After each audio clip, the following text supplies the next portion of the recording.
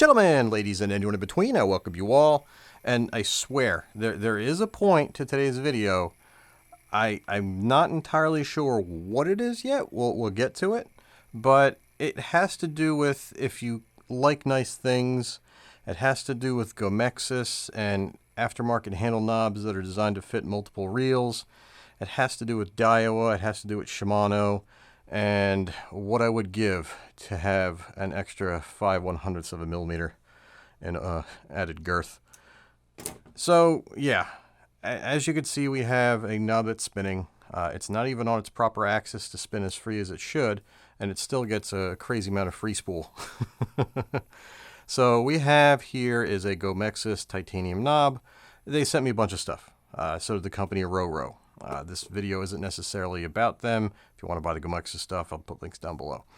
But it has to do with something along the lines that if you're looking to buy an aftermarket handle knob, there's a million choices. You can spend hundreds. I've bought Umaya knobs, Avail, all these, Livre. I don't even know how to pronounce them, but they're nice, pretty expensive, titanium, shiny, whatever. What it does have to do with, though, is if you have a knob like this that's designed to fit Abu, Daiwa, Shimano, it comes at almost a penalty when you're dealing with some of these reels. So if you look here, this is where we're going to get real up close. So this is a Stella FI 3000, and you can see it's shimmed perfectly, and it's not going to have any lean. See that? There's no lean. The pads of my finger, the bones of my finger are what's moving. So there's no lean there. It's perfect, right? These are Roro silicone carbide hybrid ceramic handle knob ball bearings. And they're just the coolest things ever, I swear. They sent me a bunch of stuff, some tools and all that kind of stuff. And they didn't even request that I make a video. And I tightened this up. I shouldn't have tightened that up. And yeah, so we'll go in with this. This is the handle knob cap removal tool, not being used in its appropriate fashion. So we'll get to this thing in a minute. It works on Daiwa reels. Any knob that has a little peephole on the back side. So what I want to show you guys is how this aftermarket knob and shaft have an impact on the overall niceness of your aftermarket knob. So pay attention to here. Pay it right there. You see how that standoff extends outward? I'll put that aside. I'm going to grab the Daiwa. This is a Cert Tape. This might be Oscar B's Exist handle.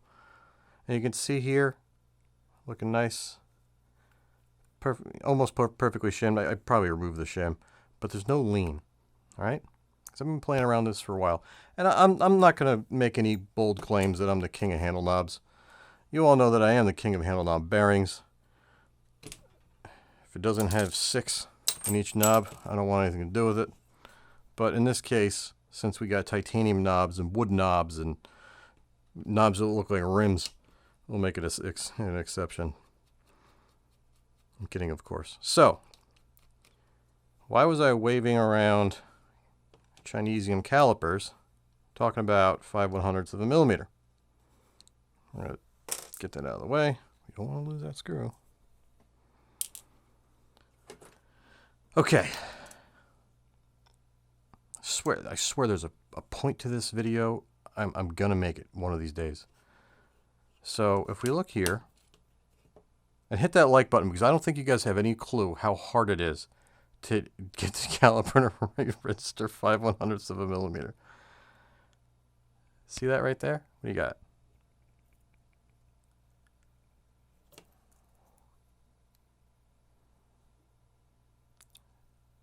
.95. 3.91. So if 3.90. That's the 5/100ths I was talking about. Let's get this shim out of the way. So you have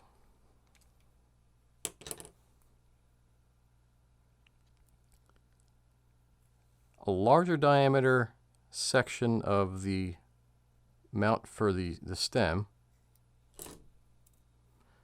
And the same thing applies at the base. And if you look at the Shimano knob, see how that standoff right at the handle crank is much longer? That has everything to do with the issue that I'm having with getting this perfect. And when I say perfect, it's not like it's slight. So we're going to go ahead now and install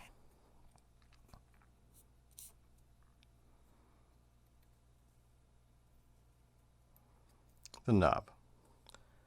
Because it doesn't have the Shimano standoff, it requires a sleeve. That sleeve now puts the bearing on the area of the handle shaft that's the 5/100ths narrower in diameter. And you can see there's a little bit more play. There is play, right? There is a little bit of play, but once you're in through here, it's pretty noticeable. And unless I'm just a blithering idiot, which I don't think I am, at least my mom doesn't, there is no way to take that slop out.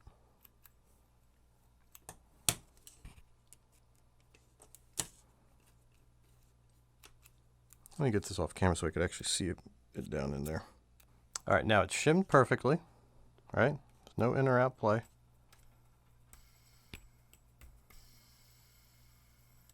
Spins nicely.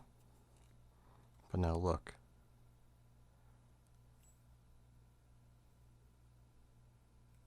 Does it show up on camera? It's very noticeable.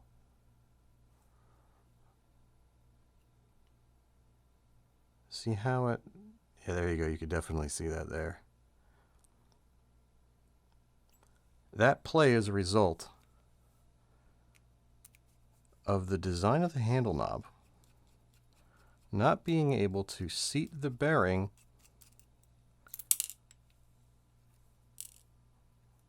down on that 3.95 mil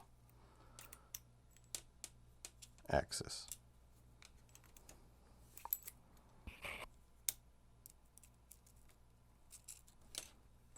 Now with it not correctly installed, with all that slop present, see?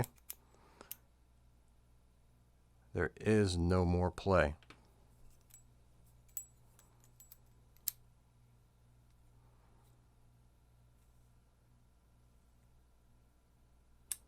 You know what? This was the best view right here.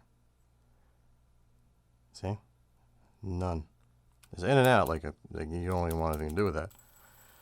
But it doesn't seat right. So how can we fix that? I don't think you can. If you're making it designed to fit multiple reels, unless you have this is kind of where I wasn't sure what point I was going to try to make in this video, because I haven't worked it out yet. Okay, so you can put a layer of something here where that bearing is going to go, like a UV adhesive, Santa radius, but that's chunky and ugly. You can't use tape. Tape's too thick. A lubricant, you don't want a lubricant if you want the free spin, because if the lubricant gets on those bearings, it's going to be sluggish, and what's the point of having fancy bearings? It's interesting. And again, if you look at the base here, if you look where this ball bearing sits,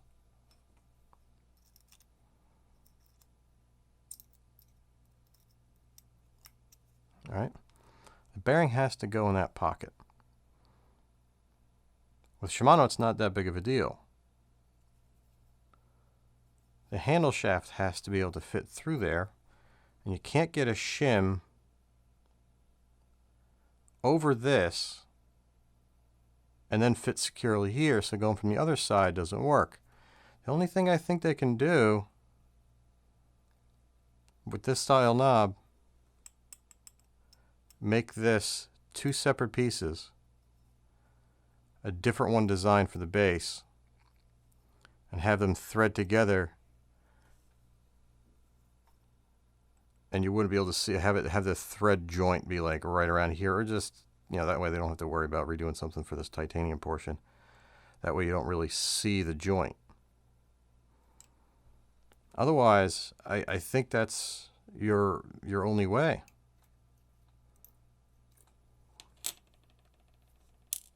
You guys have any ideas?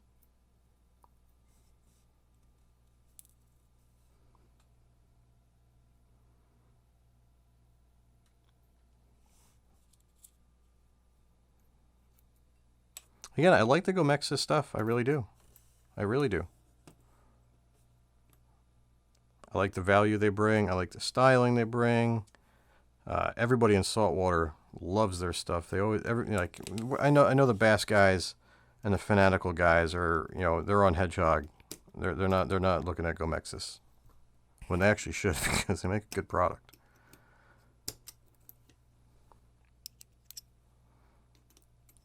As does Roro.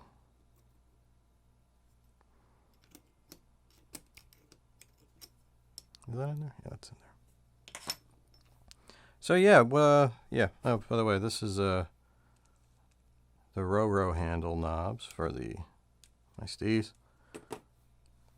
Never had wooden knobs. This is a double paddle for a Shimano. No, this is. Oh my God, I deal with so many reels. This, I think, is for the Daiwa. I have another one for Shimano lying around. I like double paddle handles. I really don't fish singles. So, camera. Yeah, Daiwa. You ever have that problem? You have too many reels? I think over 100 current reels. It's getting a little crazy. Yeah, so I like what they do for the double paddle and the spinners. This one was pretty cool. I wasn't sure if I was going to like these, but they're actually fairly comfortable, surprisingly enough. And it's like 40 bucks, 50 bucks. And this right here, these knobs, I have a few other reels with these knobs on them, and I love them. This is the most comfortable. I even pointed out a design issue with these to the guys at Gomexus, and he was genuinely taken aback that there's a manufacturing issue where the edges here, they're just cut a little sharp. You can see how you see where it turned white right there? I was just running my finger over like this, probably out of frame. And yeah, it kind of, it's not sharp, but it's not a very cleanly broken edge. And over time, like when you're winching like this, maybe not so much for the freshwater, maybe with the heavier swim baits that are more resistant when you're winching on them. But in saltwater, I found that it could have been more comfortable. Although, albeit the knob is, that's my favorite knob. Those are by far my favorite knobs. I've never used one more comfortable. And yeah, they're taking aim at one of the JDM companies, with DRT. You know, God, who wants to spend that much money on a handle? I mean, it cracks me up. Isn't that the company that sells like a $2,000 swim bait rod on a $300 NFC blank? I think. Yeah. So that about cuts it. So this is pretty cool. I definitely like the super spinny silicone nitrides. I don't know. There's silicone carbide. It's late. I've been playing with UV adhesives. I got a headache.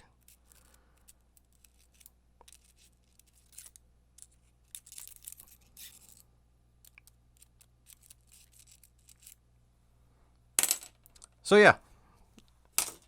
Hope you guys enjoyed this one. Hopefully it wasn't just gibberish.